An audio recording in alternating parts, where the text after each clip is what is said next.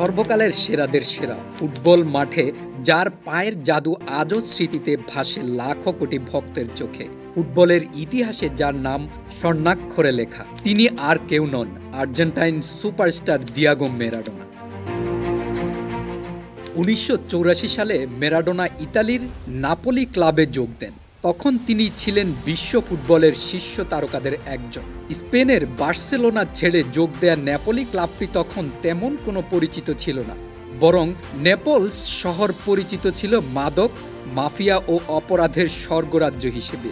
এই শহরের পরিচিতি বদলে দিয়েছিলেন ম্যারাডোনা।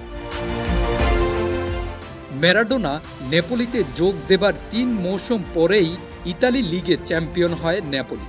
বিশ্ব ফুটবলে নেপোলি হয়ে ওঠে এক পরিচিত নাম। ম্যারাডোনার এই নেপোলিতে যোগ দেওয়ার পেছনে রয়েছে এক মজার গল্প। এমন আরও তথ্য জানতে লাইক, শেয়ার ও সাবস্ক্রাইব করে সি স্পোর্টসের সাথেই থাকুন। ম্যারাডোনাকে বার্সেলোনা থেকে নিজেদের ক্লাবে সই করাতে স্পেনে গিয়েছিলেন স্পোর্টিং ডিরেক্টর আন্তোনিও জুলিয়ানো। তিনি ম্যারাডোনাকে প্রস্তাব দিয়েছিলেন এই বলে, নেপলসে এলে তুমি হবে জীবন্ত এক ঈশ্বর, লোকে তোমার জন্য মরতেও রাজি।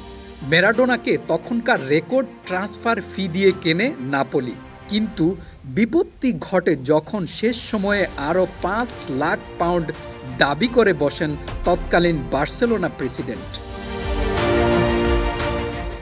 এই অর্থ জোগাড় করার জন্য নেপলসের মানুষ রাস্তায় নেমে পড়েন, সবার কাছ থেকে অর্থ তোলা শুরু করেন।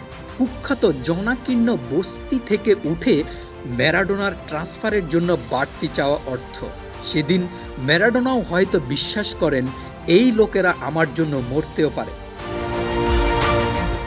ম্যারাডোনা তখন শুধু একজন ফুটবলার হিসেবে পরিচিত ছিলেন না, তিনি ছিলেন তার থেকে অনেক বেশি। তিনি শোষকদের বিরুদ্ধে কথা বলতেন। এই কারণেই নেপলসের মানুষ ভেবে নিয়েছিলেন ম্যারাডোনা ন্যায় প্রতিষ্ঠা করবেন। ম্যারাডোনা শুধু ইতালিতে সীমাবদ্ধ রাখেননি জয়ের ধারা, ইউরোপিয়ান শিরোপাও এনে দিয়েছেন নেপোলিকে।